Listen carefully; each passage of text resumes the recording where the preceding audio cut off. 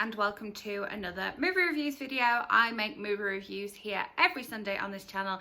They are always spoiler free and I leave timestamps in the description box below so that you can scroll to the particular movie that you want to hear my thoughts on.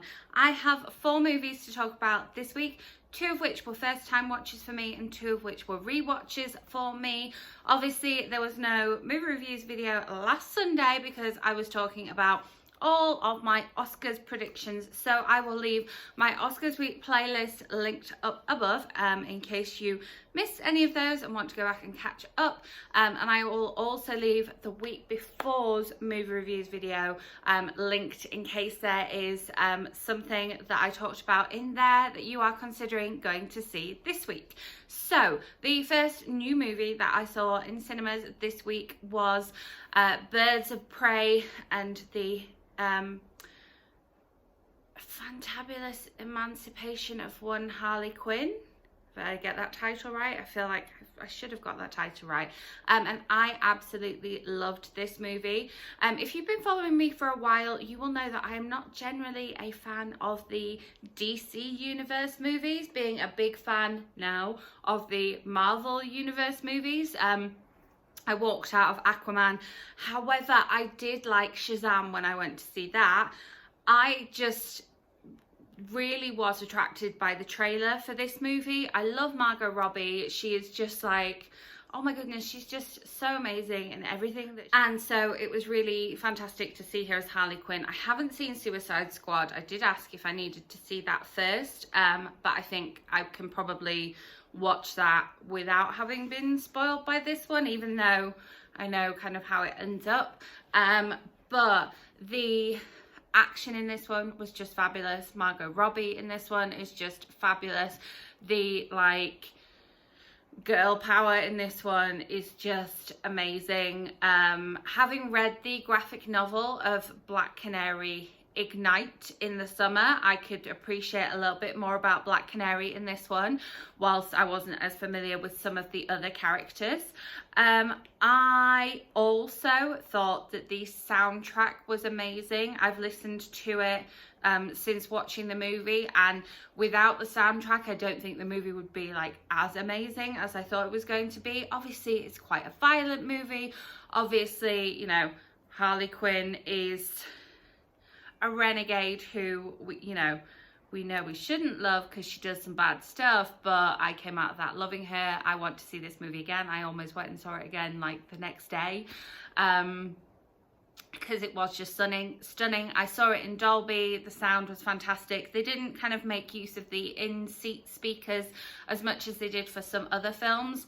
The best use of the in-seat speakers I've seen has been in Star Wars, in Ford versus Ferrari, and in A Star is Born. So that kind of gives you an idea of the kind of films where I feel like they do make good use of the in-seat speakers, but I'm sure that it will look and sound almost as wonderful in a regular screen. And like I say, I do want to go and see it again, so I may well come back to you next week or the week after and report on what it is like seeing it in a regular screen.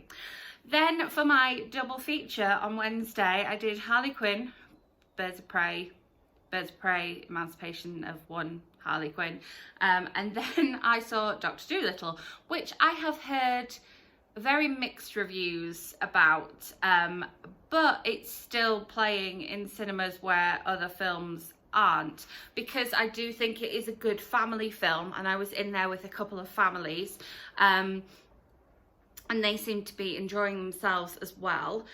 I didn't expect Robert Downey Jr. to be Welsh in this one, and then we have Michael Sheen, who is Welsh, being English, and Robert Downey Jr., who's American, being Welsh.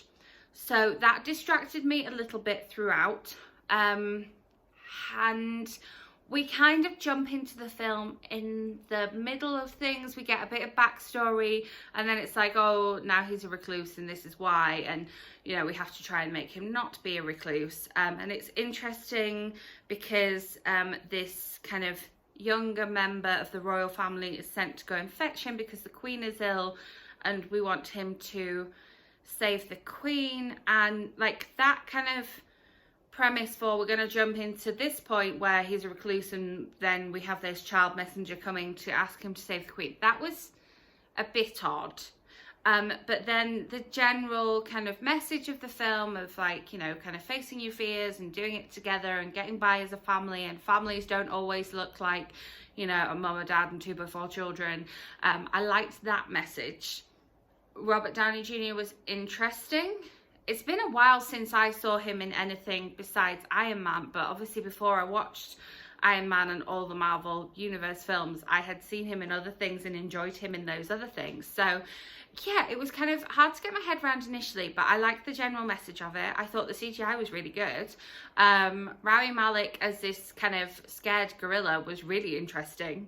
And then we have some sort of like Emma Thompson narration as well, which I thought fitted well.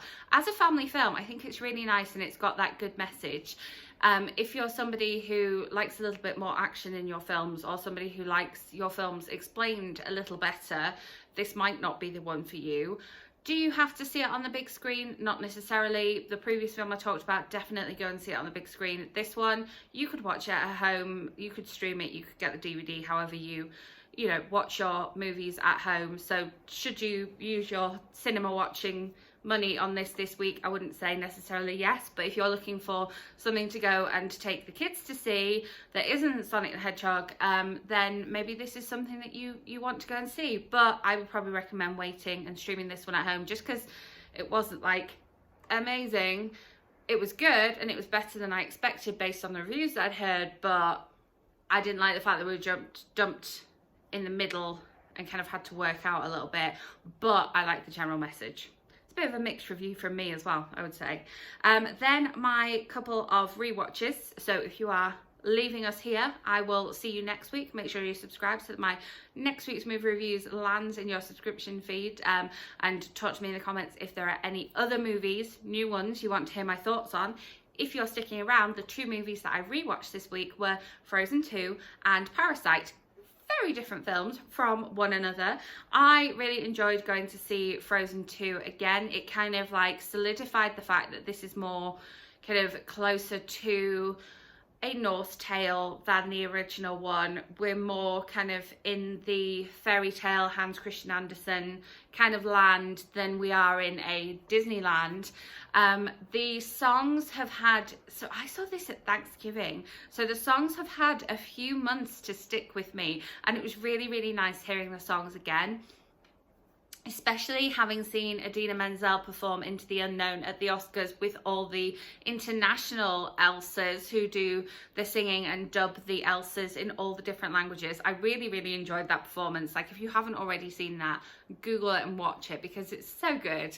And watching her do Into the Unknown in the film, having watched them do it at the Oscars, was really, really fun. Like I say, I think the songs felt familiar to me because I have listened to the soundtrack since seeing it the first time. There were still quite a few of us in the cinema seeing it, and it was something that I enjoyed watching again. It felt very much like a comfort watch for me, and as I say, I can appreciate the fact that it's definitely closer to the kind of like Nordic tales on which it's based and closer to its Norwegian roots a little bit.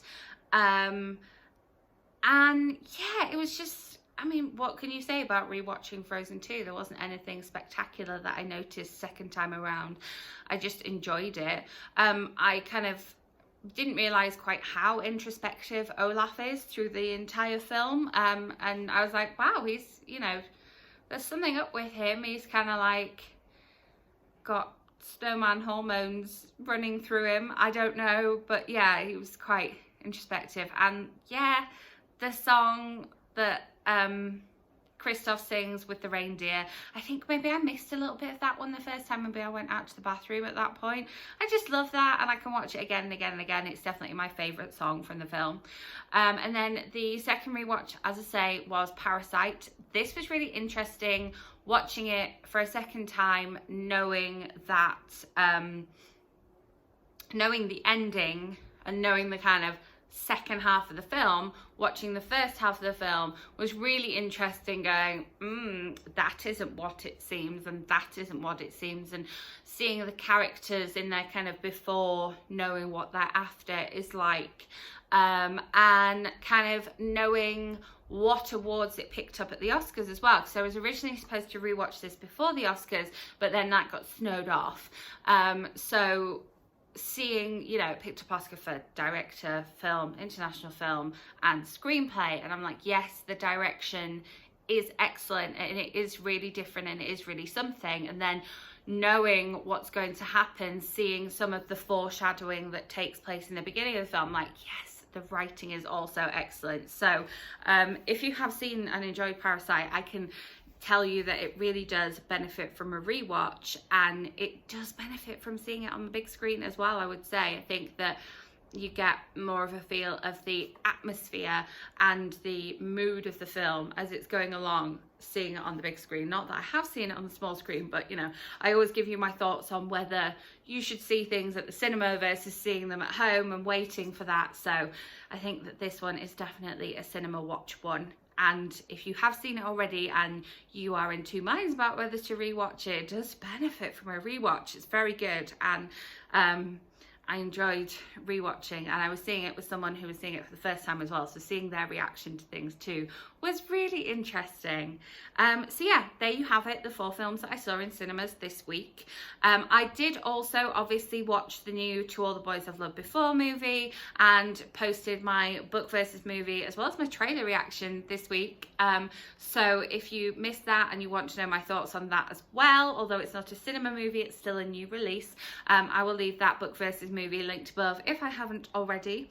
As always, if there is a particular movie you would like to hear my thoughts on, let me know in the comments. I will go and watch and then come and report back here to you next week. I have my full complement of AMC credits to use at the cinemas this week, so we shall see. I will be back next Sunday with another movie reviews video, so make sure you are subscribed so that lands in your subscription feed.